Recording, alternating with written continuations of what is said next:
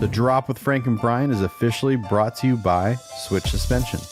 Switch Suspension specializes in all vehicle chassis components. Lift kits, lowering kits, air ride suspension, wheels, tires, steering, and brake upgrades. They use all the best products from the best brands. And these guys are truck guys. You roll into their parking lot at the shop, and they all drive custom vehicles. So they use their products that they sell on their own vehicles. So if you guys are looking for anything for your vehicles, whether you're just starting out or you just need some replacement parts or whatever, give them a call or visit their website, switchsuspension.com. Hope you enjoyed this episode of The Drop. If you like these podcasts and all the other content we create, head on over to our websites and purchase merch. Purchasing merch keeps us going and creating more content. Our websites are grinder-tv.com and livelifecustom.com. We really appreciate it. Now on to the episode. How's that? That's much better. Man, just unplug it and plug it back in. That's all it takes. Yeah. No, I didn't fall asleep. Did you fall asleep? No. No, just busy. No, I didn't even see your message. Oh, so you just been chilling? I've been literally staring at my computer and it didn't pop up. Oh, that's weird. Yeah. I know. I was just sitting here. I'm like, had to go reheat my coffee. Like, you said 15 minutes, and then I was like, oh, I'll just wait for him to message me, and I never saw the message. Oh, yeah. Well, I did. Well, it's fine. Here we are. I know. I was like, also, we could have done this in person tomorrow. I thought the same thing. But at least we'll just get it done. We'll just knock it out. Just in case. Yeah. So we got a pretty big weekend ahead of us. Or we both do. We got a lot of stuff going on. Yes. Yeah, you're jamming out here today to go drop off some parts for Brent. Yep. I picked up a GSI back half and a bunch of drop spindles and cross members. And oh, you're loaded. It's loaded down. Yeah, the old Mavi putting in some work, huh? Yeah. Brent was cool. He's like, do you still have that little small trailer? I'm like, I'm not trailering. I was like, it'll fit in the bed of the Maverick. And he goes, are you sure? And I'm like, yes, man. So, yeah. That's funny. Yeah, no, that's cool. And then we got our club barbecue tomorrow. Yep. That's really cool. I'm going to a show tomorrow night. Yep. I'm going to a show with this band called Future Nobodies and Haunt Me. It's a goth show, so like it's very different than what I'm used to going to. It's not punk. It's not like rap. It's a goth show, and I've only been to one other goth show. And Angie went with me, and she was so bored. Is she going with you on this one? No. Just you? No, I'm going to take my kid. I was okay. Yeah, I was like, because you said you might want to go, and then, I don't know, and then we'll see. And then my kid's all like, I'll go. And I'm like, okay, we'll see if you like it. Yeah, I was like, I'm not, I don't need to make plans. So I was like, I always just take extra clothes. Right. Just in case. Yeah. But I have so much to do on Sunday because Monday I have a photo shoot like 4 hours from here. Dang. And I'm trying to get videos. I'm so behind on videos. Really? It's not even funny. Oh, so yeah. I've got. Well, because before you were saying that you were like not very busy. Now that's what what always happens. Not busy, and then everything happens. Yeah.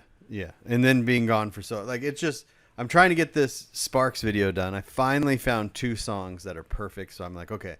So that got momentum last night. And then I've got the video from this last trip. And then I've got a video from the Moab trip. Oh, wow. And I know I'm still editing mini nats. Yeah. It's just, I'm like, yeah.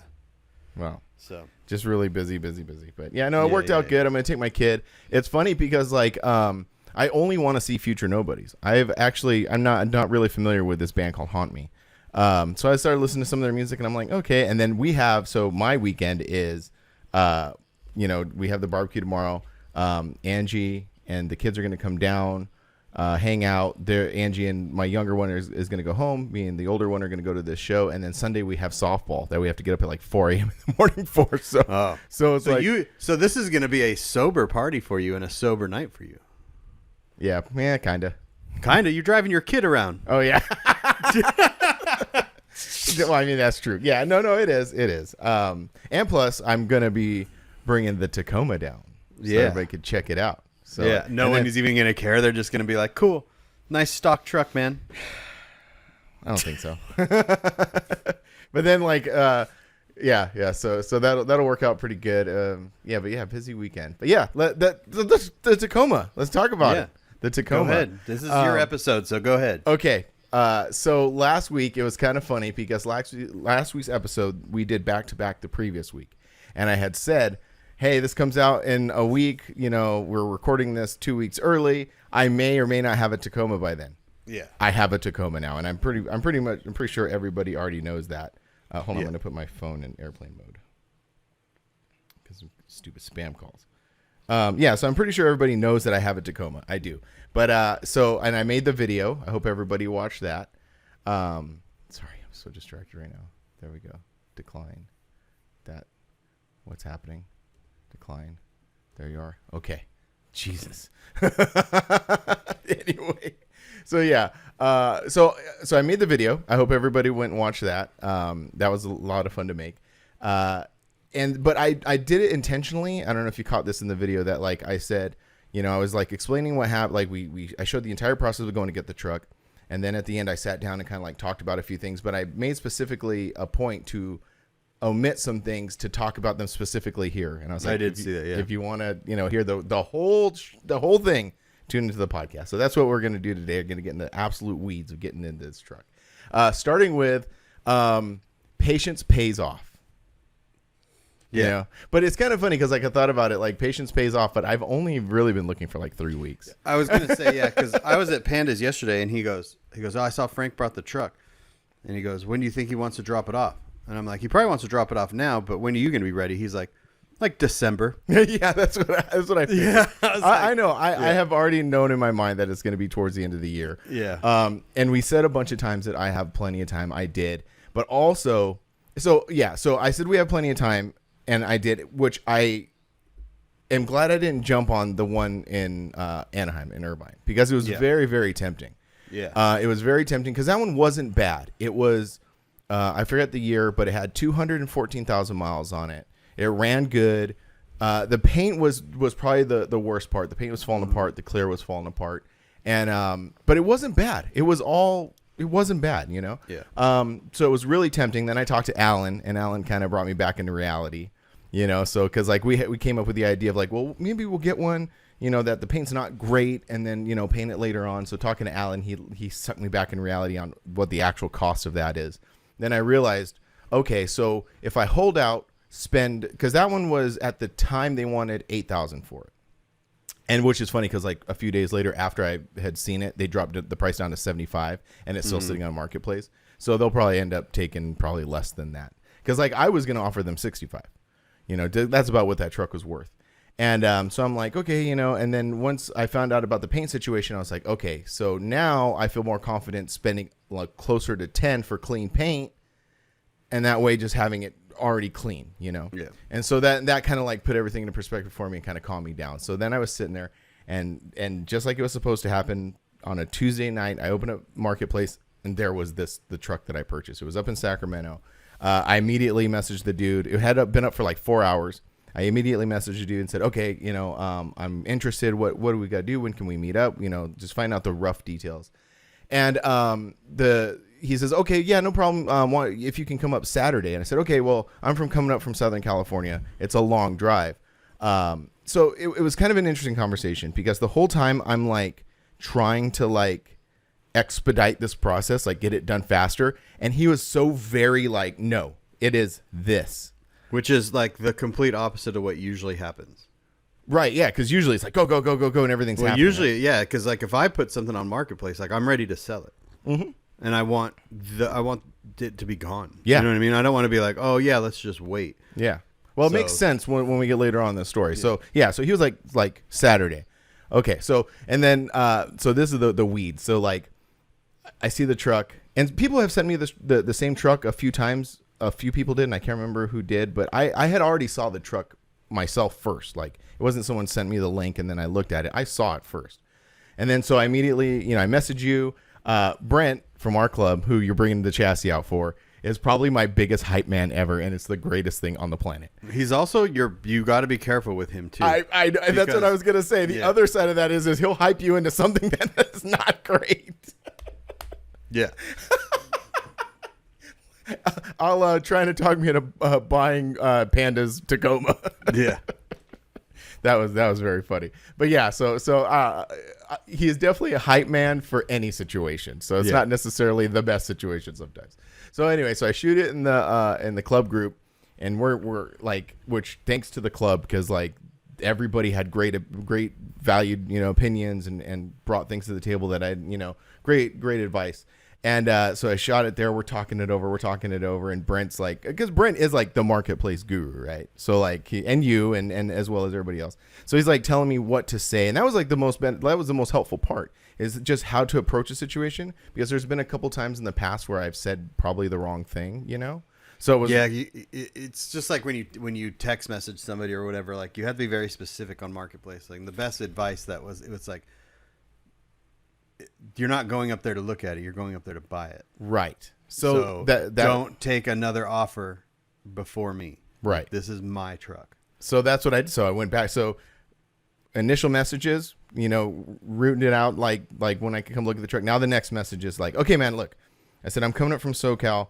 Can I shoot you a deposit? Because, Brent said, tell him if you take a deposit, that way he takes it off a marketplace. I'm like, okay. So I go back and talk to the guy.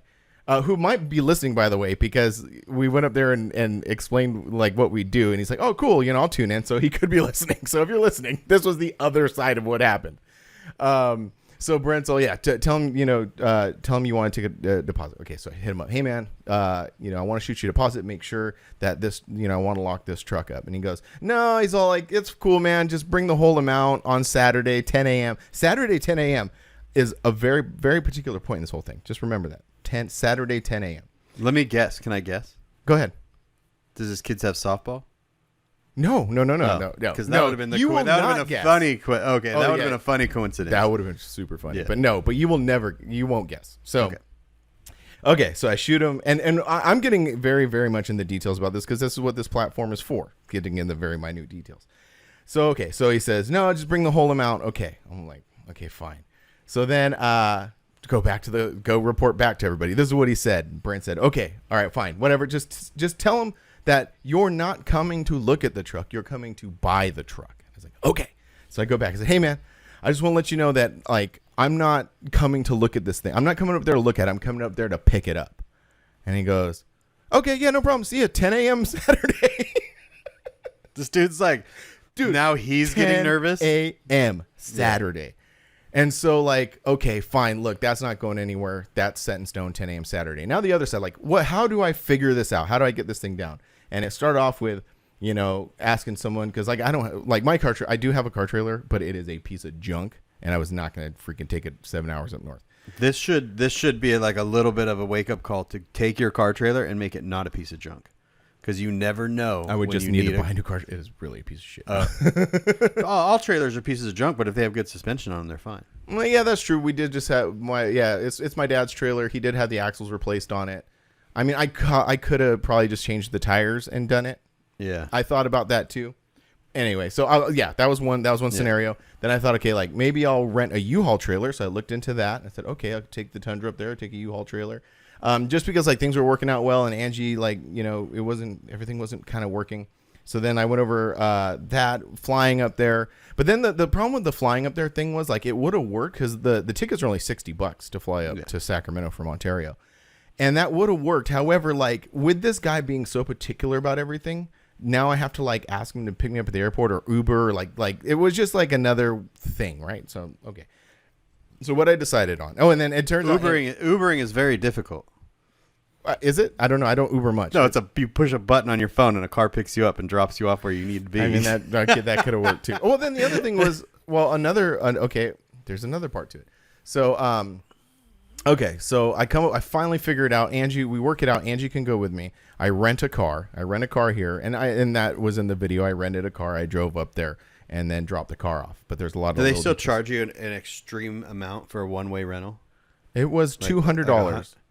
Oh, okay. It was like $200. So probably $50 for the day, and then because like when I used to one-way rental, it was like $150 extra just for the one-way rental. Oh, really? No, this one wasn't bad. This was like $130 for the actual rental. It was like $25 for the insurance, and blah blah blah blah. It was $200. Oh, you get the insurance, man. You're so good. I'm just your me, car insurance. Your car insurance will cover a rental, just so you know. It will? And anyone listening. That's what Angie said, and I didn't know. Yeah, you don't need to get insurance on a rental car. It's a scam. Oh, really? Yeah. You want to know something interesting? Yeah. The very first car I've ever rented. Never rented a car before. Really? Yeah. Yeah, that was the very funny. first time. That was the very first time when I had to go in there and get it. I was like, so how does the gas situation work? And she looked at me like, what? She's like, you're a 40-year-old man. I know. Yeah, I know. You're like, I don't know how to fly a plane. I don't know how to Uber. I don't know how to rent a car. I'm a child. I'm basically 7 years old. I am. I'm just a child, basically. Yeah, so that was a funny part of it too. So now the weird little details. Okay, so now the thing is like, okay, do I take cash? Because the dude was like, yeah, just bring me cash or a cashier's check. I'm like, okay. So then I was like, oh, cashier's check. That makes the most sense. Don't got to carry around a bunch of cash. So I was like, hit him up and I said, hey man, what name do I put the cashier's check? And then like right after I sent that one, Angie's like, what if something happens and you don't get it?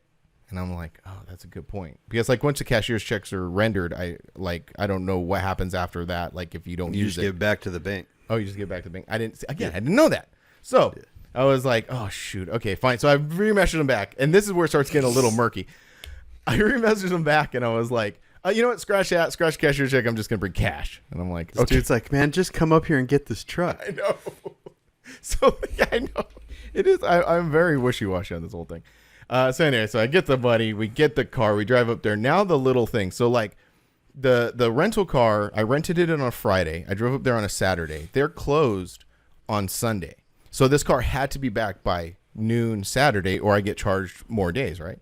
So then we go up there. We get up there. We get a room. We stay. And I start having to like, I wasn't saying this like before, but I start thinking like, okay, well, we need like backup plans in case this thing goes completely sideways. So like, I was like, okay, here's the backup plan. If it doesn't work out, we go drop off the car, then we fly home. That would be the most like simple way to do it. Cause like I didn't want to have this car for like, cause like driving back, let's say it all went sideways, driving back Saturday, I would have been home Saturday night and I have this rental car until Monday, basically. Like that didn't seem like it was a very smart move. So we started thinking about that, which like, I was hoping like didn't have to happen. And it didn't. Saturday rolls around. As you saw in the video, I got the truck. And that was the other thing about bringing Angie along too, because like, I was like, okay, if I rented this car by myself and drove up there, how do I get the rental car back? And like, it was like a lot of like little like details that were going to be a pain in the butt. So, but no, it all worked out. Got the truck. The rental car was due back at the place by noon. And I rolled in at like 12 or 11:45. Because it was in downtown Sacramento where the drop off was. And there was like a farmer's market that day. So all the streets were closed. So it took me like almost 30 minutes to circle around to the So another pro tip when renting a car is airport rental cars are open on Sunday. So if you can drop off at airport. They didn't tell me that either, man. Yeah. I had a like, since we're talking about the rental car thing, like the whole rental car thing did feel very scammy. Like I felt. Did you rent it straight from the Enterprise or Yeah, straight like from Hertz.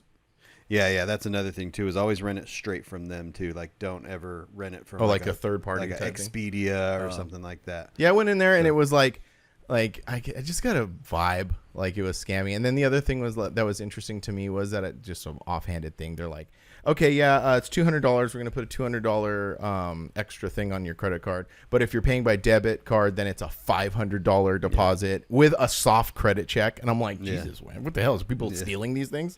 So I just thought that was interesting. But anyway, so we get the truck, we drive it all the way back home. Truck ran perfect. Now the truck itself is I love it. I absolutely love this truck. Like every time I drive it, I'm like smiling driving this thing. Yeah. It's 03. It's everything I wanted because I've said this a million times, exactly what I wanted. The part that I was like giving on was the interior. Mm-hmm. That was one thing that I can go like, I could go either way because that is like an easy thing to swap out. Like I can find the bucket seats on a console that I want. So this one has the 60/40 bench in it. But yeah, so it's an 03, 115,000 miles. The paint is in really good shape. It's got like scratches and stuff. Now the interesting thing about like the guy who I got it from. So I said in the video I got it from the original owner, which I technically did because The original owner gave it to his grandson, and I bought it off of his grandson. Mm-hmm. And the reason this guy was so adamant about 10 and so like not standoffish necessarily, but like very set what he wanted to do. The dude was like 21 years old, and he brought his dad along, and he was just a kid. So like from his perspective, is this guy aggressively messaging him about this truck, and he's just like, hey, dude, relax, just like come get it, you know, like it's like it's a guy his dad's age. Yeah. We were the exact same age. Yeah. It's just like talking about like I could be this kid's dad, and you're acting like you're 16, getting your first little mini truck. This dude is like, what is wrong with this guy? Like, what's happening? Yeah. Yeah. So he turns out he's this young dude who got the truck from his grandpa. And he was just doing his due diligence on trying to make intelligent choices himself, you know, not like getting ripped off or anything, because he doesn't know me, right? I'm just some dude. But it turns out, so we finally get there. We purchased the truck, and that was one of the other things that I told him through message. He wanted $9,500 for it. I gave him $9,500 for it. I didn't even haggle. And that's one thing that I told him in the message. Said, hey man, like I'm bringing $9,500. I'm not here to haggle you. You know? Yeah. Yeah, well, I mean, that's the thing. Like, I do that a lot when on Marketplace when I go to buy something. Like, if it's a good deal, I'm just giving you the money. Right. I'm not going to try to knock off, you know, stuff here and there. If it's a fair price like that, like that $9,500 was like I wouldn't have haggled either. No, it was been like, here, exactly what the truck was worth. Yeah, and I think that's what he was preparing. He probably for. could have got even more for it too. You know, I honestly, because like he did his due diligence of figuring out what it's worth, and he went to like Kelley Blue Book. That truck is he sold it on the low end actually. Yeah, because that truck is worth all the way up to about 11.5 is what that truck is actually worth. Yeah. So he did sell it on the low end. But again, like I think he came into this because I don't think he was too well versed in this whole thing either. So I think he was prepared to like haggle and do all this stuff. Because when we got there, roll up, introduce myself, introduce Angie. He introduces him and his dad, and I said, well, can I take it for a test drive? He's like, yeah, sure. He's like, can I get your license? So he like takes a picture of my license. I was like, are you gonna come with me? He's like, no. He's like, so I think he was like already prepping in his mind exactly how he was gonna do it. So we go test drive it. Everything works out great. Give him the money, which was kind of awkward because like he just like instead of like going maybe like into the vehicle or like something, he just started like counting it in the back of the truck. I'm like, this is kind of awkward, but whatever. So anyway, so we pay for it. Everything's done, and we drive it home. Now all the little tiny things, because I had mentioned that like there's a bunch of little coincidences that I was kind of like nerding out on, and like really like I thought it was kind of cool. First of all, the dude's name was Frankie that I bought it from. And it was even more interesting than that because like so I'm Frank, but when I was young, not 21, but when I was like really young, I go by Frank. My very close family still calls me Frankie, and I spell it with an IE, and this kid was an IE. So then we're like filling out the title and stuff, and I put in my government name, and the guy goes, oh, your name is Francisco? And I was like, yeah. He's like, oh, his name is Francisco. I was like, oh wow, that's interesting, you know. So that was one little thing. The other neat thing that I thought about this truck. So sorry, I'm looking over my list. This truck was like almost meant to be because like a lot of little things add up, like the dude's name, that kind of stuff. I got way into the weeds about like the like digging through the VIN and like finding out a bunch of stuff about the truck because like I said, I bought it from essentially the original owner who bought it brand new. So he like gave me the window sticker. He gave me a bunch of service receipts and everything like that, dating all the way back to like when the truck was first purchased. It gets a little spotty in some areas, but I mean, you're not going to hold on to every single one, but it does like the service records that it did come with, which is like oil changes and little maintenance things here and there, did paint a pretty clear picture of the history of the truck. And so it was purchased in San Diego, California, which I thought was freaking cool. And its first services were done in Toyota of Carlsbad, which I thought was super cool. Yeah. I was like, all those like little tiny things, like Carlsbad is like my favorite place, right? So like all these little things. It was built in Fremont, California. So this truck has never left. It built and existed its entire life in this area, which I kind of thought kind of funny because in the video I was like kind of like, you know, joking around like I'm bringing it back to it's a NorCal truck to SoCal. It's been a SoCal like it is a SoCal truck, you know? Yeah. So I thought that was really cool. The other interesting thing about this thing was it's got 115,000 miles on it, but this is what I was talking about, the service records, like it revealed something. It had only 60,000 miles on it up until 2019. and that's when really? That's when he gave it to his grandson, and then he put on the additional 50-ish thousand miles. But yeah, it had only had 60,000 miles all the way up until 2019. And it was like exactly what I was looking for. Because remember, I don't know if you remember the joke that I made on Instagram where I was like, tell your grandpa to sell me that truck. Yeah. It's literally what it was. Yeah. It was super well maintained. The air conditioner was like kind of blowing a little hot. So like, not hot. It was just low because it was one of those things where like as you drive it, it got colder. And then if it just sat still, it got blue warm. Just low on stuff. So yeah, it turns out just never been serviced before. So I took it to my mechanic.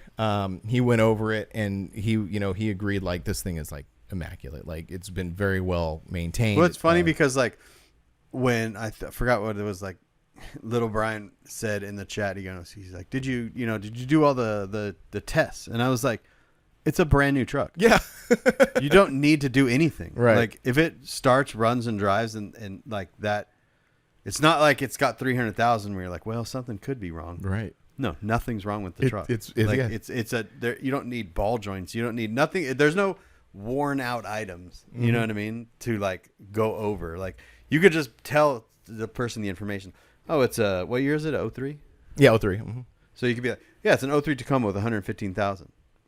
I don't need to know anything more. Right. That's like you don't need to be like, well, let me check the hoses. Let me check this. It's like no, it's a brand new truck. Yeah, and that's exactly what my mechanic said. But even though it's a new truck, like they still took really good care of it. Like all the belts have been replaced. Like all the right maintenance has been done. Like my little test to see if they're like an actual like Toyota, like someone who knew about Toyotas was like the pink antifreeze, like. And it had pink antifreeze still in it. Like that was like a little thing. Another little thing, like which is funny because in 03, I don't think they had pink antifreeze. I think that's like a newer thing. It is a newer thing because when we were working on my truck, when we went in and had to buy gallons of antifreeze because we needed to keep doing that. Yeah, I was like, one, when did antifreeze get so expensive? And two, why is there different antifreezes for different vehicles? Right. Like I knew Volkswagen because when I had that Volkswagen. Passat wagon. Mm-hmm. In a Volkswagen, if you do not put VW Audi coolant in it, like dealer coolant, it will turn into mud and ruin the heater core. Yeah, like and that's what happened to that car, huh?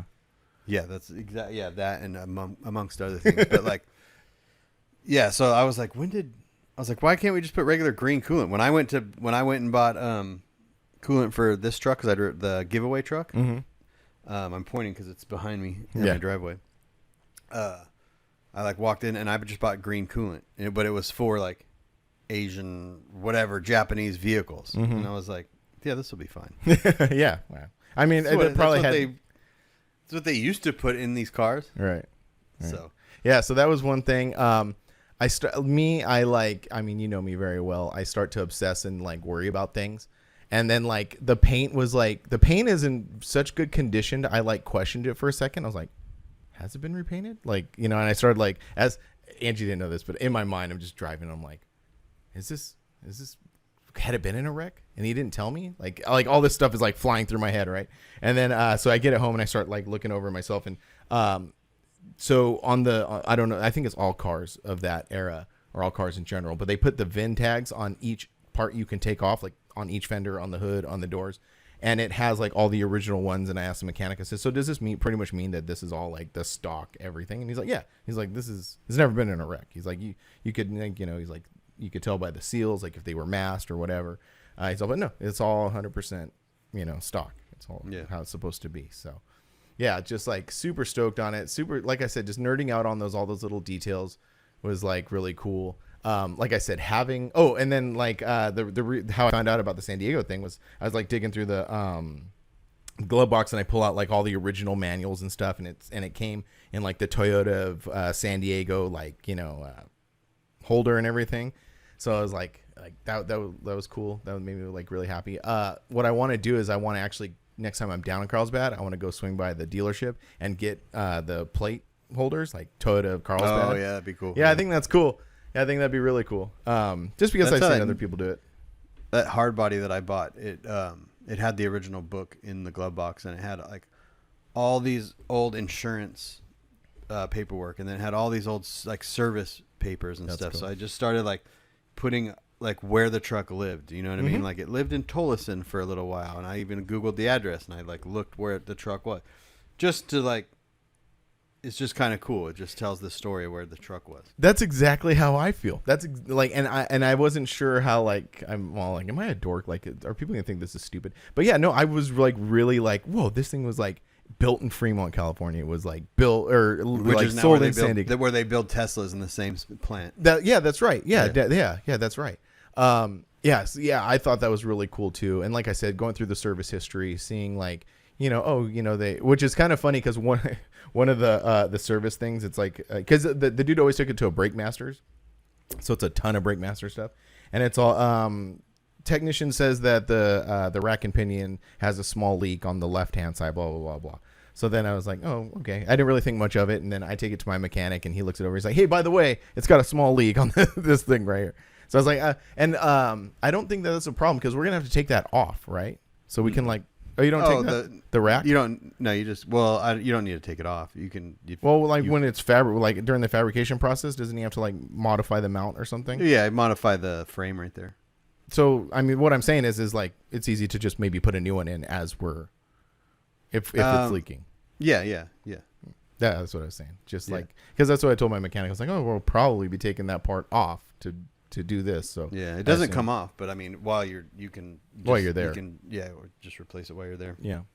So super happy. I've been driving it like it's kind of cool because like also it's keeping miles off of the Tundra. Oh yeah. So I just been driving it like it's my like daily driver now. Just like I said, it runs so smooth. It runs smooth. It shifts smooth. And because like you were saying, like we were saying, it's like it's a new truck. Like there's everything works. It's even got still has the stock head unit in it, which is a CD cassette combo. And then so I was like, I don't want to just bring CDs with me, so I got like a little adapter, an FM adapter for the Bluetooth and stuff. So that worked. But yeah, it was really cool. Oh, and then the other funny little interaction was as we're going to look at it, me and Angie are talking, and she goes, don't mention to him that you're going to cut this thing up. And I was like, well, I mean, what does it matter? And he's like, well, what about like, I don't know. The kid saw it doesn't matter where it's going. The kid's got $9,500. He doesn't care after that. That's part of it. But also, so like, as I'm like looking at the truck and doing my thing, Angie's talking to him.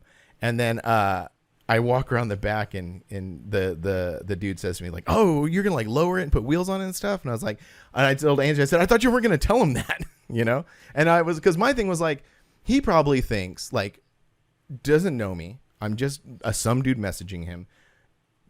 Like in more than likely he's thinking like, oh, this thing is just going to be a work truck or a commuter or something. It's just going to get lost to time. And I'm like, no, I'm kind of like immortalizing this truck. Like also here's the funny thing too. Your perspective is completely different than this guy's perspective. Mm-hmm. You don't like go and buy used cars all the time and like sell them and all this stuff, right? So this is really special to you. Mm-hmm. To this guy, to people selling something, they're not in that same position because this vehicle is just they're selling it. They're just getting rid of it. Yeah, to some capacity, but I mean, it's a Tacoma. Yeah, they're just getting rid. It's not like a rare car. I see what you're saying, It's not like this. It's not like they're like. Yeah, so it's a different perspective to you. So your mindset's totally different. This dude's just like, hey man, just give me my money and peace out. Right. Yeah. Well, I mean, I was only saying in his like mind that it was his grandpa's truck, and if it was that special, he wouldn't sell it. Well, no, I understand that. Yeah, because like his whole thing was he bought a new truck, so he didn't need it anymore. Yeah. But the funny part was after I said that, I thought like, oh, I thought you were going to tell him that.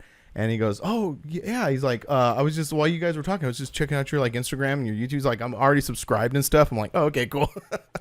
So I'm like, oh, that works out. But yeah. Yes. Anyway, super happy. Super happy. Cool. Yeah. Like I said, it's funny because now, like, do you still find yourself clicking on the marketplace or you? Yeah. Yeah. Still on there. Still. I go on marketplace. I don't even need anything. And I just, every day I'm just I know. It's what's like for sale. And you'll start to see Tacomas still pop up and you're like, oh, that's a cool one. But you don't have that same want because you already have yours, obviously. But it's a different perspective now because every time, because I do. Yeah. I'm like checking it religiously. I just think because over the last 3 weeks, I've made it such a habit that is now it's just a thing that I do. It will always be a habit now because like, even though you have the wheels that you have for it now, like there's no reason to have different sets of wheels for this thing in the future. Mm-hmm. So like now you could be on Marketplace. You could see a set of wheels and you're like, oh, that's a good deal. $200. Like I have wheels sitting on the side of my house because that's what I do. Because I'm just like, whatever, you know? Yeah. No, I'm still checking. What's funny is the one in Irvine, hasn't lowered their price yet again, but it's still sitting there. I imagine they'll lower the price. There was one in Vegas that kept on popping up in my brain, and I messaged him and I was going to try to go look at it. It was I forget the year, but the truck had like 300,000 miles on it, but the motor was supposedly rebuilt or new. Oh, I think I remember seeing that one. Yeah. And so I was like, oh, maybe Vegas is not that far away. Maybe I'll go check it out. So I messaged him, and he never responded. He dropped that down. I think he was at like 65 when it started. He's down like 55 now. So it's just kind of now that I don't have this like urgency to get something, I'm like almost like this is going to sound really stupid, but I'm now almost in the mindset I should have had, which was just watch, just observe, just see what happens. Yeah. You know? But you can't because you're, like you said, you feel like if you don't check it all the time, you're going to miss it. You're going to miss the one. You're going to miss the one. And then, it's funny like that. Marketplace is a fun experience for both the buy and then you were selling that camper. So now you were getting I'm on the other side of it. The other side of it. And it's so funny. And different people are, like you're obviously like this normal person that's a good person that, you know what I mean, you're just trying to buy what you want.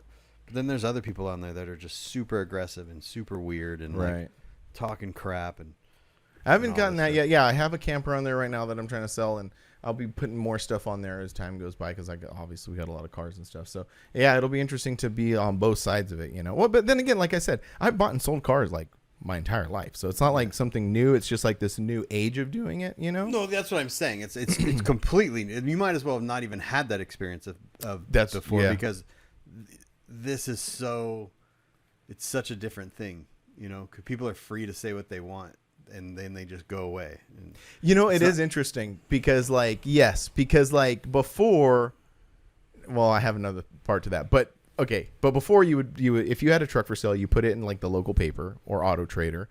People would call you, they'd ask questions or whatever. But now I think with social media and how there's like zero filter with everybody, that's spilled over into this world as well. Because now people have no shame in saying like, F you, man. This is a piece of how like it's kind of. Or they're telling you what you should sell it for. Right. Or they're telling you, they're like, oh, this, and you're just like, hey, man, this is what I'm selling. This is how much it is. Mm-hmm. I'm going to answer you yes or no, and you just go away. Yeah. You don't need to keep telling. I have a friend that sells a lot of miscellaneous stuff on Marketplace, so he screen caps the conversations, and they're hilarious. Yeah. He had one guy like pull up to his house and message him, hey, I'm here. And the guy was like, well, get out of your car. Like, and the guy, he was like, well, yeah, just get out of your car, come up to the door. And the guy was like, no. And he left. Like he was offended that my buddy told him, just go ahead and come up to the door. Right. Because we're in this weird, we talked about it. I don't know if it was the last episode or the one before that, but it's that whole hanging out thing and how we're just in this really weird thing where we don't like face-to-face communication. Very disconnected kind of thing. It's very it's almost like awkward sometimes. Yeah. Where before it wasn't awkward. Like you could, like you said, you would call someone with an ad or go down to a dealership and have to talk to someone. Mm-hmm. Like over the phone, you'd have to call. There was no other way you could do it. You would have to call somebody. Right. And now we're just like, You're like, I'd rather not. It's not. I don't want it that bad. But I was gonna say, like, it is funny because where I cut my teeth is on my parents' car lot a long time ago, and that's how I learned about cars, was just sort of like making statements and then being corrected. And like there were tons of times when people would come onto the lot and there would be like, it doesn't matter. Like there was a truck. And I would say like, yeah, this is a 62 Chevy pickup, and this is the stock 350 motor. That's obviously wrong. I didn't know that. That's obviously wrong. Some of the dudes would come unglued and yell at me and like scold me. They're like, that's not the original motor. The original motor came with this, and this. But it was beneficial to me because I'm just some young kid getting yelled at. Mm-hmm. I'm like, I don't care. But then like I'm making notes of all this stuff. And it's kind of funny because like now later on in my life, learning all that younger, when I see a car or something, I can pretty accurately within a few years tell what years it are, kind of know what motors came in it and all this other stuff. And Angie goes like, how do you know that? How do I know you're not like lying to me? And it's like, well, because I got yelled at a lot when I was younger about this stuff, So people did exist back then too, like the jerks, I remember one time a guy came on the lot. We had a 64 Chevy and he was looking at it and I forgot what the situation was, but he got so angry at me. And he started like yelling at me and calling me names and stuff. And it was the first time I've ever been cussed out by an adult, like as a child. And it was like the most jarring experience. And he's like, you little motherfucker, you don't know shit about this car. And he's like screaming at me. And my dad comes in, he's like, what's going on? And then like it was a whole thing. But like, it was just, that stuff did exist back then, just a little bit different. A little bit different. Yeah. Yeah. Cause that guy was screaming at you in person. And he's talking to you, waiting for a reaction. Now people just like will yell at you and then go disappear. Just dip. Yeah. It would be like if that guy yelled at you, turned around and ran away. That would have been very funny. Yeah. Where's he going? Yeah. Yeah. But yeah. Imagine they run up to the dealer. Is this still available? And then leave, and you're like, yeah, and then they leave and never come back. They just drive by the dealership, yell at out the car, still available, and you're like, yeah, and they go, wow. Yeah, that's hilarious. Yeah. But anyway, yes, very happy about everything. Looking forward to what's next. We'll talk post pod about all the other little details and stuff. But yeah, I kind of assumed that was like the plan.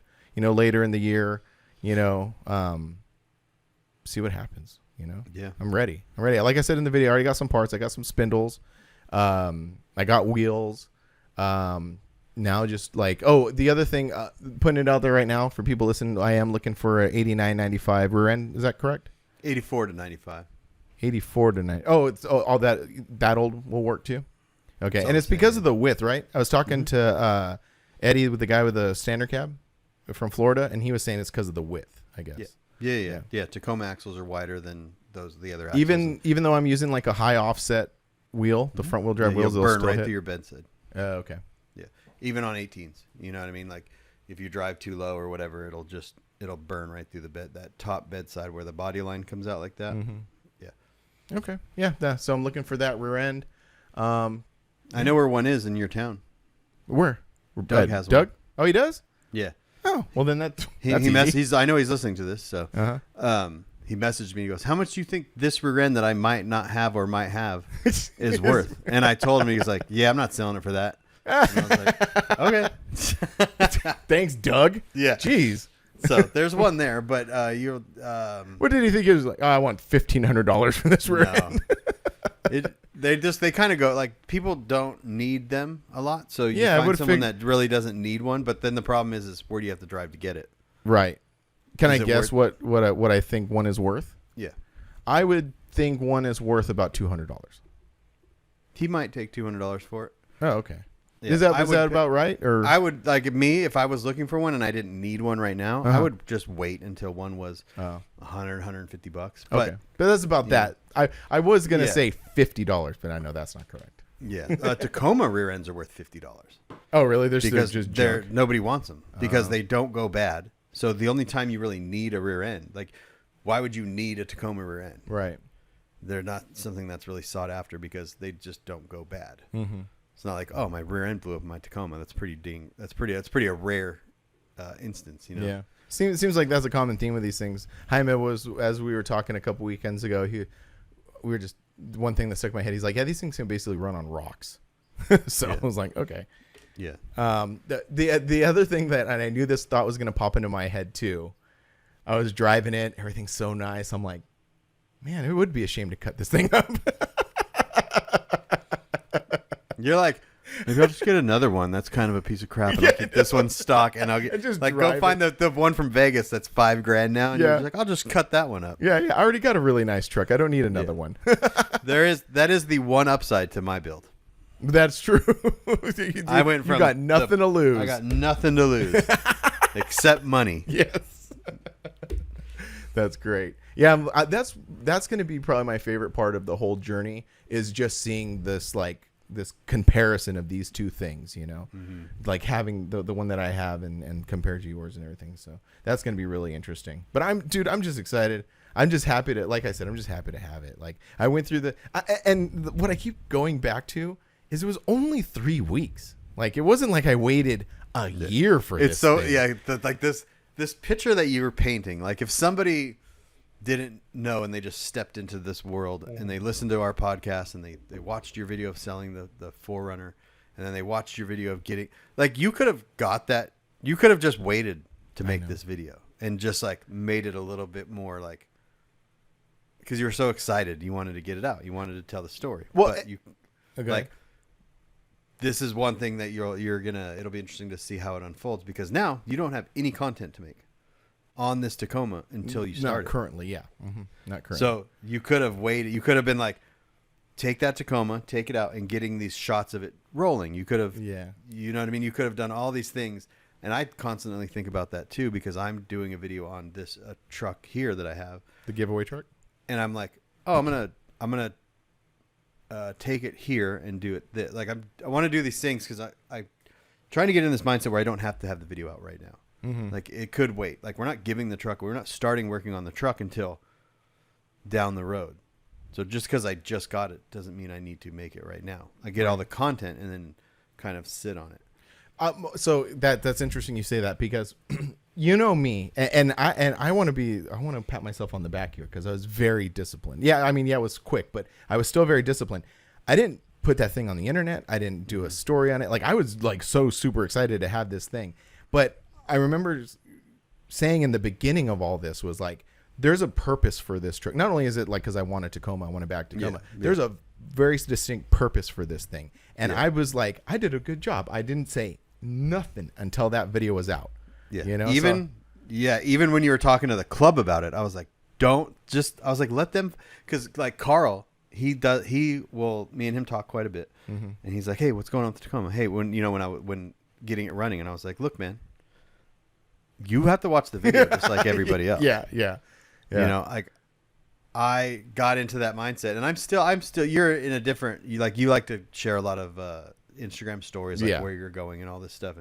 And I'm a little bit of the opposite. I kind of hold back because I like a little bit of mystery to it. I like when people are kind of like, where's he going? Why is he then? Like I posted that I was in Florida last week. Right. Like last Tuesday, I was in Florida, and it's just like, why were you in Florida? Some people know, some people don't. And so it's like a lesson in that whole thing. Like, it's like what to put out, what not to put out, and like you said, there's a purpose behind it, and the purpose is making content. Yeah. And it's like remember when Ben body dropped his truck and he wasn't putting those videos out. Yeah. Perfect example. Yeah, I know he did a really good job on that. It kept us wondering, because we were just like, hey, Ben's body, is he making it to me? Like we don't know, and that. What did that do? It made us want to watch the videos. Right. Yeah. No, that's exactly, was my thinking going. I was only very like proactive with the club just because everybody was so, had such a hand in helping me. But I did, like, there are a few people who I talk to frequently who I was like, hey, you want to see something cool, kind of, just because, like, again, you got to get it out. Like, you have to tell somebody too. There are some people more than others who are involved in this, like. And not necessarily that this is going to sound weird, not that I owed them, but like I was like, hey man, thank you for all your help. You want to see something? This is what happened. Yeah. There was a few people who were like, what's going on with the Tacoma? And I was like, I don't know, got a few things working. And then the next day the video comes out. So yeah, like, it's fun. I think that's like part of the fun. Yeah, is like navigating that space of what to put out, what not to put out, and then also when people ask. Like I've had videos out for a long time, and people still be like, "Hey, on your Tacoma, what?" And I go watch the video. Yeah, like that's what I do. That's what I make them for. Yeah, no, I know that's true. I feel the same way. Georgia gets that a lot. Like she makes tons of videos explaining all this stuff, but and I get that part too. If you make a lot of videos, and then someone comes like new to the channel, but that's I'll the get other people part of it. That's the other part of it. Yeah, so you gotta kind of understand where you got to always kind of a little bit understand where the person asking the question is coming from. Right, yeah. Instead of like instantly attacking them for something. Right. You know, because I've been guilty of that. Same. Like, just watch the video. Yeah, I know. Because like it's almost like, and I get it. Like you do all of this work, and it's almost like, I don't want to say. I don't know. No, is it not insulting? It's just like it does go like you're like I did all this work. You know. Yeah. Yeah. Like I still get people. I still get people that comment on the Nissan probably weekly. Hey man, what size tires are those? Hey man, what size wheels are those? Hey, what did you do? And I'm like, you're asking me what I did on the video of me explaining what I did. That is funny. And I don't respond to that. I just go, hey, it's all in the video. Yeah. You know, just I want to say like, why are you making this comment? Did you watch the video or did you just read the title and look at the picture and then ask the question? Right. Yeah. Sometimes that happens because like there are some some comments that filter through that like there'll be a comment, oh, what size wheels are those? And then like the next time I'm like, oh, okay, cool, I figured it out. Like just wait till the whole ride is finished and then save all your questions for the end. Yeah. But also on the other side, like another little thing about that in particular is when people comment on a Mini Nats video and they're like, hey, that purple Mazda at 427, what bolt pattern is that? I have no freaking clue, man. Yeah, I'm watching it just like you are. Yeah, I'll answer those if I know the question, but I know because sometimes you do actually know the answer. Yeah, some of them like, what year that. Is that or what? But if they ask some weird thing, I'm like, I don't know what that is. It's kind of funny because sometimes like, I'll know the person who owns the truck and I'm like, actually I do know that. This is, But anyway, but then you're like, I don't have time to answer this. And then you turn around and start watching a music video. On YouTube. I know. I got all the time to answer these questions. If you comment on the videos, more than likely you're going to get some sort of response. Yeah. So, what else was there that I was going to bring? I don't know. That's about it. That's about it on the truck. But yeah, super stoked. What's going on with you? You had a quite the journey. Yeah, I'm going to talk about that next week. Oh, okay. Because I'm making a video about that. Oh, nice. Yeah. Yeah. So yeah, I did a lot. There was a lot going on. But before that, I think we recorded prior to July 4th, right? Yes. Yeah. So I went to the Art of Noise show out here. Yeah, that's right. Mm-hmm. Yeah, I took the Tacoma there. And how'd the air conditioner work? It worked. Oh yeah, because we had recorded the day before that, and you had just got the air conditioner fixed. Yeah. No, it worked. That's cool. Yeah, it's just so loud in the truck, like you can't hear anything because it's literally just a metal floor, like everything's metal in there, and there's no insulation, and I have to crank the AC on high because it's just coming out of the center dash, and then I'm driving, and I'm like, your hand's on the steering wheel, so it's really close to the dash right there, and I'm like, why is there cold air coming out of the dash right here? And so I reached through this hole that's in the dash, and I was like, there's air back here. So that center vent that's connected to, it must not be sealed. Oh, and okay. There's just cold air leaking. It's just kind of leaking. Just leaking everywhere. Yeah. So. And the axle seal's still leaking. I got to fix that. I wiped off the wheel. I was like, I went over to somewhere else before the thing, and I looked, and there's just oil all over the back left wheel. I'm like, so I thought you guys fixed that, or did it happen again? No, we put a new seal in it, but it obviously wasn't the seal. There's something else going on. Oh, I see. Okay. Yeah. So I was like, There's some cool photos from that show. The fireworks from the back of your truck and everything. Yeah. Yeah, those were super cool. Yeah. That was the first time I went to that show. I've lived here since 2014. First time I've ever been. Every year super hot, and for some reason this summer has been not too bad here. Like a couple of hot days, but it was, it was like under 100 degrees that day. So it was actually really nice. But after I went, I was like, man, I should have been going to this thing. Yeah. It's because it's the last one, right? That was they say it's the last one, but we'll see. Yeah. But yeah, the fireworks they're right there, like right over the trucks. That's cool. Yeah. So it was really cool. Yeah. Yeah. That's cool. And there, and you took your truck. That's probably another reason why you just hadn't really gone, because now that you have the truck, Yeah, that too. And then I ran out of gas on the way home. Oh yeah, that's right. The West Side friends, man. Yeah, I opened the fuel because I don't have a gauge yet. So I opened the tank and I looked in there. I was like, oh yeah, there's this thing's. It's like there's gas in there. There's some liquid. Yeah. So I'm pretty sure it's running rich and it's not running perfectly fine. So it's probably burning a lot of fuel, but drove around before the fireworks thing to a couple places. Yeah. And then driving home, it was like, bun, done. I'm all, Uh-oh. and then the oil light comes on. I was like, what's going on? So I just pulled over, and it's so dark on that road coming up to my house. Yeah. And text Will Rucker. He just lives down the road, and he was at the show too. So I was like, hey, did you just get home? And he goes, yep. I'm like, can you bring me some gas? He's all, yep. And he's like, yep. So comes up, got cool. it, drove it home. That's cool. So yeah, it's getting pretty close. We're gonna do a bunch of interior stuff in it over at Tanner's soon, and then I'm gonna take it to Pandas, and we're gonna figure out the axle and do a couple other things, and then Alan's waiting for it. Yeah, that's cool. But I'm a little nervous, so. Why were you nervous about? Because then if I take it to Alan, I get it back, it's gonna be nice. Hey, that's man. I know that. That's exactly why I ended up in where I'm at. Yeah. So. That's why on this one, I just like I said, the clear is still pretty thick on it, and I think a color correction and like maybe ceramic coat, but definitely a color correction. I think that thing will look brand freaking new. You don't need to ceramic coat it.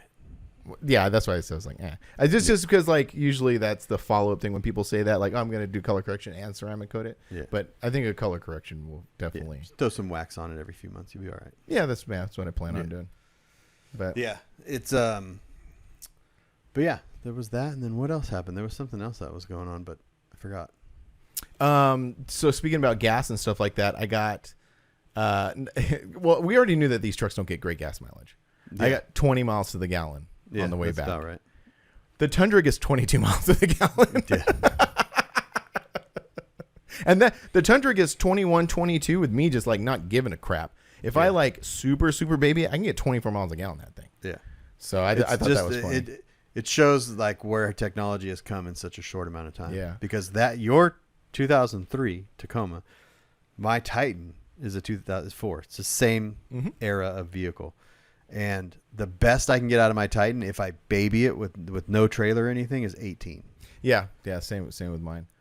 So like, and that back then that would make sense. So if you had a full size truck and you're getting like around town 10 or 10 or 12 whatever, it does make. If you're getting 10 or 12 around town, you got a problem. Well, I'm just saying. So like I'm just saying comparatively, like in that era of truck. Yeah. A Tacoma is the better option because it's getting like 20. Because you would be like, oh, this thing's in 20 miles a gallon. This is like so much fuel. But which is kind of funny because now a lot of these dudes are advertising these trucks on marketplace as gas savers. It's like they're not saving any gas. Go get a Corolla. They're saving gas compared to your 92 OBS. Exactly. Yeah, that's what I'm saying. Because of technology and how things are better now. But the biggest thing for me is like not the biggest thing, but a bonus is. Since I'm so stoked about this thing, I'm using it a lot, like taking the miles off the Tundra.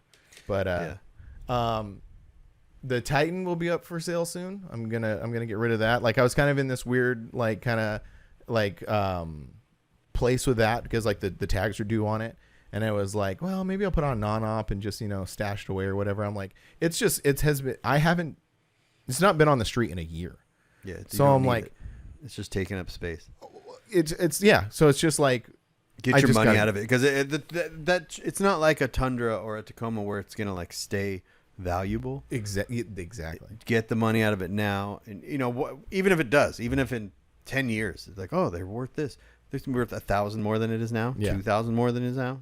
It's just like just get it, just move it down the road. That's the conclusion I came to, and then navigating marketplace for these past few weeks, I realized that a big selling point is current tags and smog. So I'm going to go do that. That way, whoever buys it, which was actually kind of cool in the Tacoma, because like right before I bought it, he had paid the tags and done the smog. So I just rocked up, just did a transfer title and just paid the taxes on it. I was like, oh shit, that was like super easy and cheap. So that's that. But yeah, so the Tundra or Titan will be up for grabs soon. Yeah. So if anybody wants a good truck that has not been taken care of, they can. It's been taking. Hey, it's just a good truck, okay? I started it up, like the battery was dead, so I had to jump the battery. But damn, if that thing does, because been driving the Tundra now for a little over a year, and Sorry, I'm just. No, it's choking. okay. I took a You're just drink dying. It's fine. Yeah, I'm just. Fine, You know, it being a V6, it's kind of just quiet, you know, whatever. So I get in the Titan and I jump the battery. I start, so whoa, whoa, whoa, whoa, whoa. I'm like, oh, that sounds so good. But let's wrap it up here with I got a question that was kind of relevant for today. It's from Mark Fletcher from Sunset out in Phoenix. He dropped this over in the drop Instagram. He's all, so Frank got his dream Tacoma. Are you going to send it to Panda, then post or show it when it's done, or is there going to be segments of footage of the progress? I don't know if you mentioned or I blacked out. Silver are going to leave. So what he's saying is like, it's silver. Are you going to leave it silver or add pinstripes graphics or pearl? That's and then there's a second part to that. So let's answer that half first. It is going to be a full build series with lots of updates, and like we've said, that was part of the main purpose of getting that truck was to start this whole new series, because I felt left out because you're doing so many cool things. And it's kind of funny also, like when people ask me like, when's it going to Pandas? And I was like, well, probably not soon, but you know, in the next few months. I said there's about 3-ish trucks ahead of me, and they're all Brian's. Well, the funny thing is, I will have a truck there 100% of the time. Right. So you're not waiting on me. No, I know. I just thought it was just a funny thing to say that, like, they're all Brian's trucks. Yeah. Because it's not just your trucks. He's got other things going on too. Yeah. He's got a stacked shop right now. Like I went down there yesterday. I was like, damn. I was like, I've been here in like 10 days. There's all these new things in here. He's like, yep. So just keep it rolling. Yeah. So that, after the red truck, the OBS goes in. Mm-hmm. And then I'm excited for what's coming after the OBS. Oh. Yeah. We'll talk about that later, I guess. Yeah. I would assume that it was red truck, and then since he was already kind of like on an 8995 to do the giveaway truck next. No, the giveaway truck will come like more towards like probably November-ish. Okay. Yeah, so like it'll come later in the year. And I'm like, I understand, like that truck needs to get finished because that needs to be the show next year. Yeah. Well, it also just needs to like be stock for a little while, so I can make content with its stock. Oh, okay. And all this stuff, and like I took it to get the air conditioner recharged, and got it recharged, and the same thing, it was working, idle, wasn't working, driving, working, and then I got like 7 miles from the house, stopped working. After getting recharged. Yeah, so there's there's a leak somewhere, so that's got to be like diagnosed, and but yeah, so that'll be a thing. But yeah, I'll tell you. Is that going to be body dropped or not? Have you decided that? We have not decided yet. Okay, so that's still up in the air. Once the red truck is all done, then I'll make that decision. Okay. Because right now everything's going really smooth on the red truck, as far as like from the body drop. Like the body drop has not caused a substantial amount more work. I mean, it has obviously, but nothing like that would prevent us from doing the body drop too. So it's like once we get into it, might as well just body drop it too. So we'll see. Okay. And then to answer Mark's other question, it's probably gonna be silver for its entire life. I was thinking, I'm kicking around tons of ideas. Like the whole like graphic thing is so far in the future. Like I'm just like kicking ideas around. But I've been thinking a lot about just maybe doing some blue and black, graphics on it or something real subtle, kind of like as a tribute to the 4Runner and that Speedway blue. So eventually, like right now, I just want to drive it and get it on the ground and drive it. Yeah, that's all I want to do. And like I'm excited to like I'm just when I come out there to shoot podcasts, like I want to drive that, and like I'm just excited to just do what I intended to do with it, and that's use it, Yeah.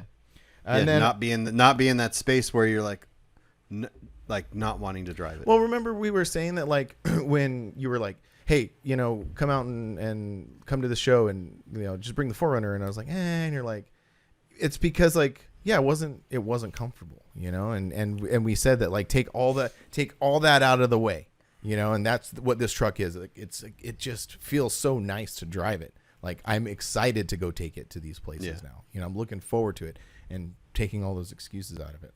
Yeah, and well, be prepared too. Like one of the reasons your 4Runner wasn't comfortable was because you didn't put that heat layer down. Yes. You know what I mean? So think of the reasons why that wasn't.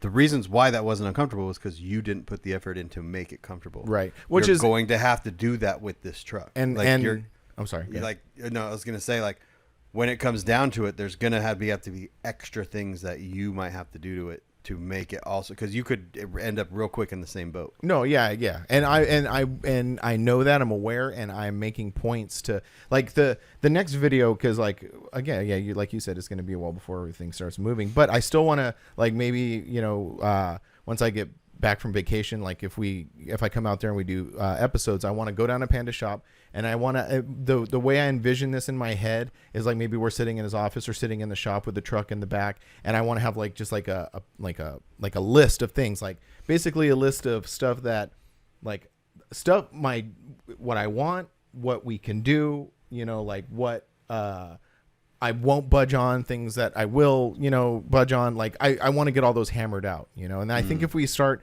there in the very beginning, planning out these small things, when the build process starts going, it'll be, it'll be better. And then there'll be things that he'll mention that you're like, oh, I didn't even think of that. Exactly. Like, so, which will put more information in your head and better planning. So by the time that this is executed, there will be the least amount of surprises. Mm-hmm. And like I really want to take this opportunity, because we've been on this podcast for 3 years now, and we've been talking for the last 3 years. Every time people ask us about builds and stuff, it's like, have a plan.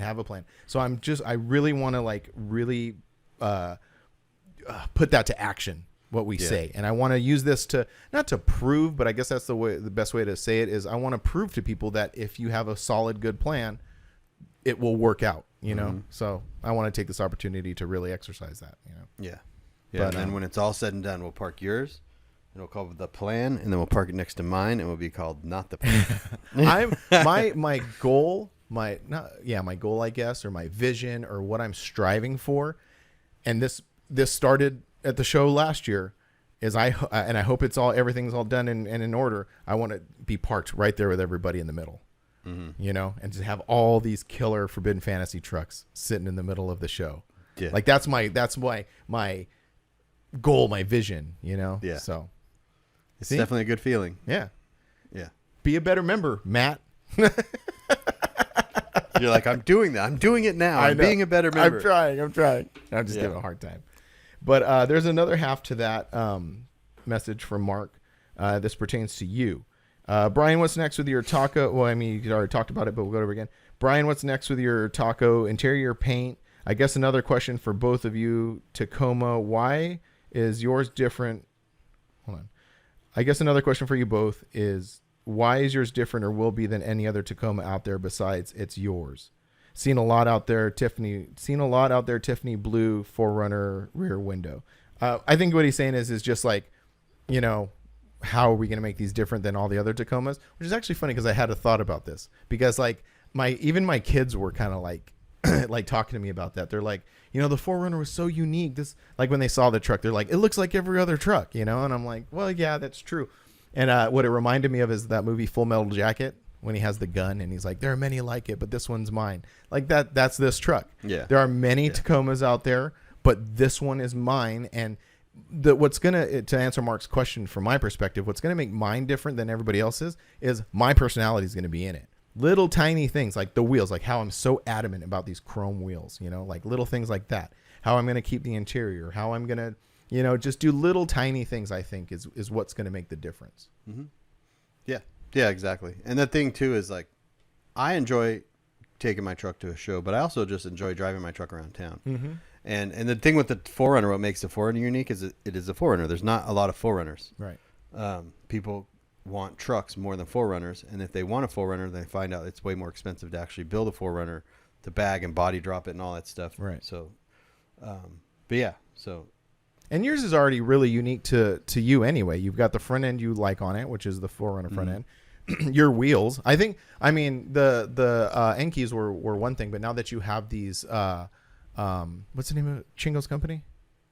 Billet Tech. Billet Tech. Yeah. Now that you have these Billet Tech wheels on it, like, even that like really makes it stand out from all the other Tacomas. And what's unique about yours that I think is way different than all the other standard cab Tacomas out there is, and we've joked about this, but it's completely by accident how you drug it flat and then rebuilt the floor to that drug out. It's like it's got a different stance.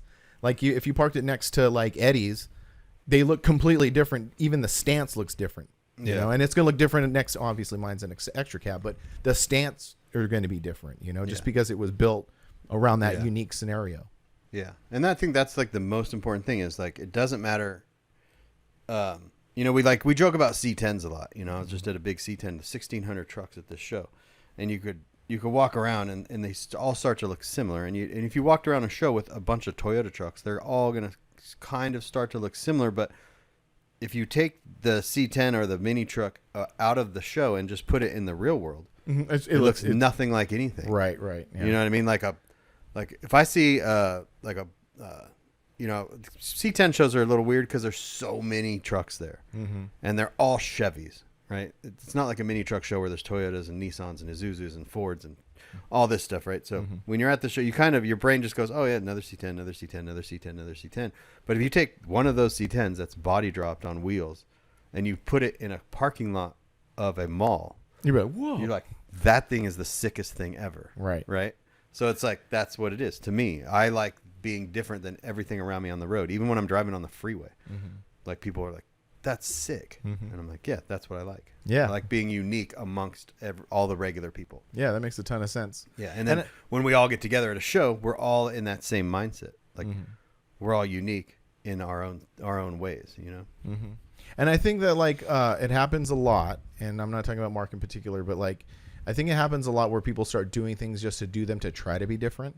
Yeah. You know, like some of the mods that, and I'm not going to like say anything specific because I don't want anybody to feel singled out, but there are some mods out there that are done, and I feel like, do you like that mod? Do you really like that mod? That's a big thing.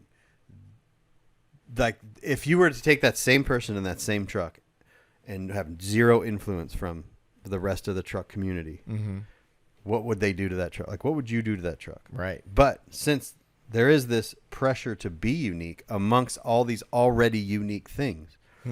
You're like, oh, well, I'm going to put 22s on my truck, or I'm going to put suicide doors on my truck, or I'm going to do this, or I'm going to cut this. And you're just like, you don't need to do that. You know what I mean? Like, like you said, do you really want to do that? Or are you doing it to try to be different from these things that are already different? Right. And so now it goes back to like your truck and even my truck a little bit where it's pretty much stock.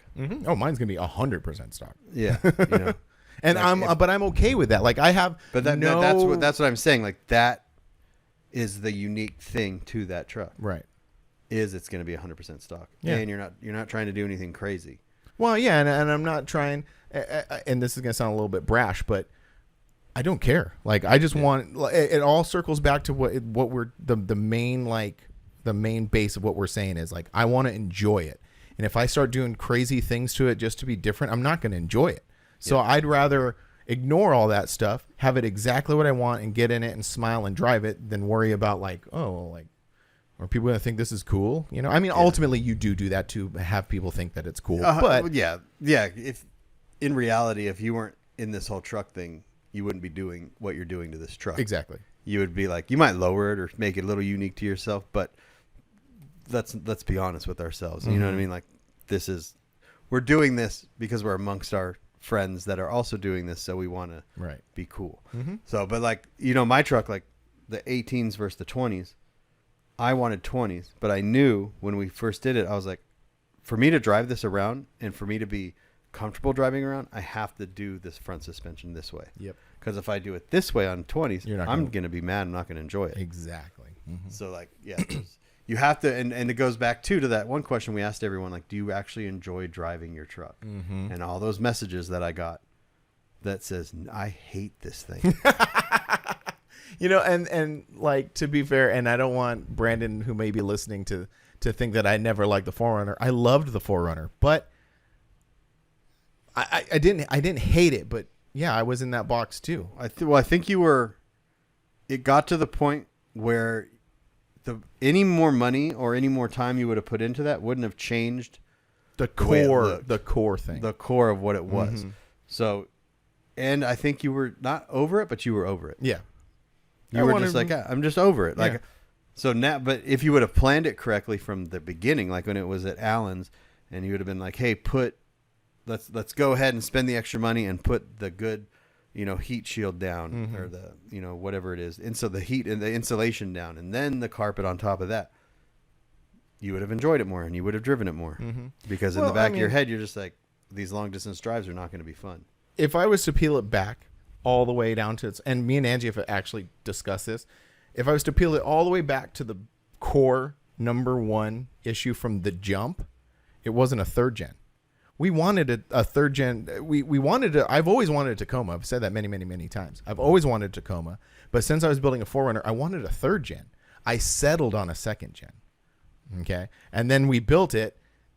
I think that was the very, very, very, very first core problem is I settled for a second gen. Yeah. Don't settle. And that's what happened with this thing. Like, it goes back to my long time ago. We had a conversation about Scions. Oh yeah. Remember? Uh-huh. And I said, do you really want that Scion or do you really want the mini truck? Right. Okay, well, you have the Scion, so you're settling, so you're just going to do these mini truck mods to the Scion. The Scion's never going to be as cool as the mini truck. Right. It's not going to happen. Mm-hmm. So don't do that to that car. Do a couple things to that car, save up your money, get the thing you really want. Yeah. Well, so, and plus, like, even another good indication of that was every time I was driving the 4Runner or just driving in general, every time I saw Tacoma, I was like, Tacoma. Like, my eyes were already wandering, but now that I have the exact thing that I want, it'll be interesting to see how I navigate the world. Now, what's funny is like, I kind of do the similar, like it just happened just yesterday. I was driving down the road and I had this landscaping truck, silver extra cab Tacoma, about the same year, same front and everything, drives by and I look at it and instead of like, oh, Tacoma, was like, hey, check this out, Yeah. No, it'll be cool. But no, it's cool. I'm excited. Excited to bring it tomorrow, so hopefully everybody can check it out. I don't know. They're just, but I'm like, so you know how this feeling you're excited. You want your friends to be excited for you, right?